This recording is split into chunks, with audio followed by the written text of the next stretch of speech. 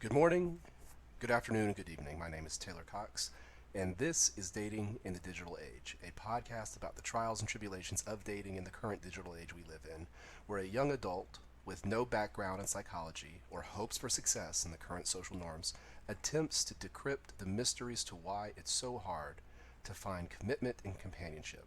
So sit back and enjoy, and let's see if we can unravel this mystery together. My name is Taylor Cox, and this is episode 1 of Dating in the Digital Age. This podcast came about from a need to document and even analyze why dating seems to be harder than it ever has been. Some background about myself.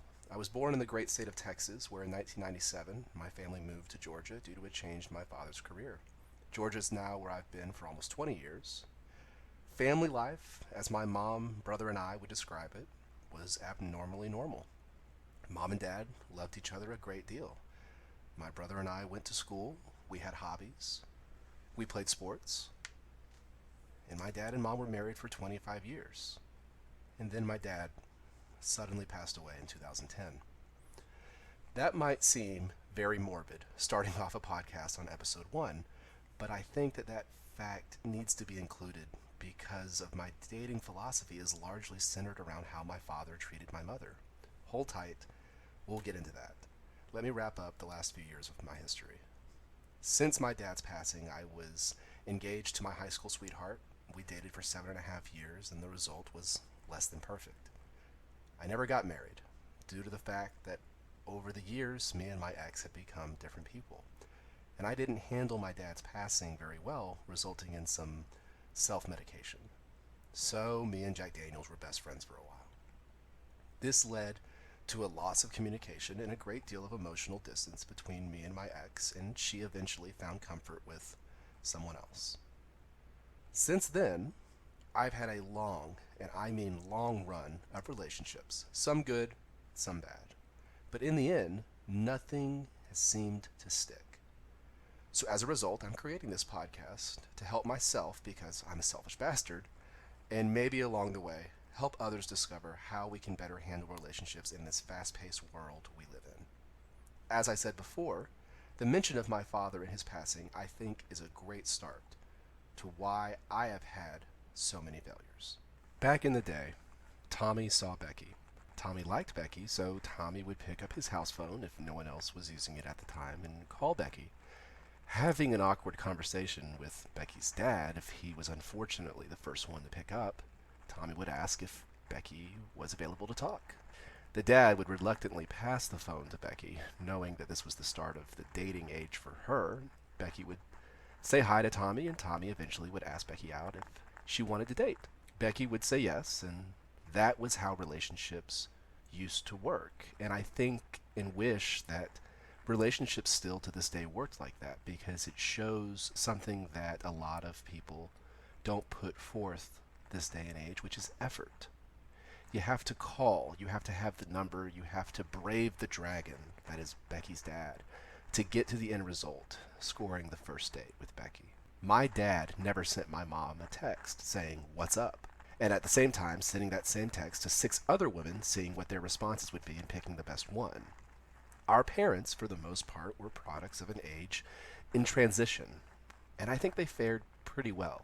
My dad met my mom through his cousin, who told him he had to stop by to see the new chick at the office that he was working at. Dad reluctantly went, thinking that nothing his cousin was into at the time would remotely be anything he was interested in. How wrong he was. My dad was 6'2", with a well-groomed mustache and a full head of jet black hair. My mom was 4'11", and an ex-cheerleader who didn't put up with any games. They eventually went out. Some mind games my dad tried to play were quickly thwarted, and at that point in time my dad realized he had someone very special. He put a ring on it, and the rest, well, was amazing. My dad didn't find my mom on Tinder or on Bumble or on the countless other apps that we eventually get carpal tunnel from because we've swiped so many times. My dad picked my mom up on dates. He called, he talked. It took effort. I have realized something in my dating adventures, that when you call someone, they are all so taken aback. It's like they forgot their phone had this feature where you can hear someone's voice and have a conversation. I more often than not get a text later thanking me for calling, stating that it was refreshing and old-fashioned and they enjoyed it. This is always surprising because I'm a talker. I've been doing it from basically day one. Friends and family will confirm that when I learned to speak, there wasn't any stopping me. I learned how to communicate with women watching my dad communicate with my mother. They would talk and listen and laugh and work out any problems through beautiful open lines of communication. And yes, it took more time than 5 seconds, unlike sending a text response. I think it's one of the many issues that causes me to fail in this digital dating age. I would rather talk to the person I'm showing interest in than text, and I don't know if my sarcasm really ever comes across via text message very well. Sometimes I text people that I have interest in, and quickly they become disinterested because they think I'm some kind of asshole. However, if they had heard what I wrote, they would have known I was only kidding. Here is where I think I can lend the first point of help to my listeners. When texting someone for the first time, consider they don't know what you sound like. So a joke might come across as rude or out of place. Sure, your buddy would have replied LOL, but the person you just sent that to, that joke, most likely won't be replying with anything but bye. This texting over talking thing brings up an interesting point. Has the pool gotten too big? Currently, I imagine on Tinder right now, if I got on, I would have anywhere between 100 to 300 applicants in a 3-mile radius. Swipe, swipe, swipe. Yes, yes, no, yes, she has kids, no. She has her ex in one of her photos, no. She says she has daddy issues, no. She wants me to buy her things, stating it in her profile. Wow. I could make a podcast just reading the profiles of Tinder users in Georgia, and it might even do better than this one. But that's a project for another day.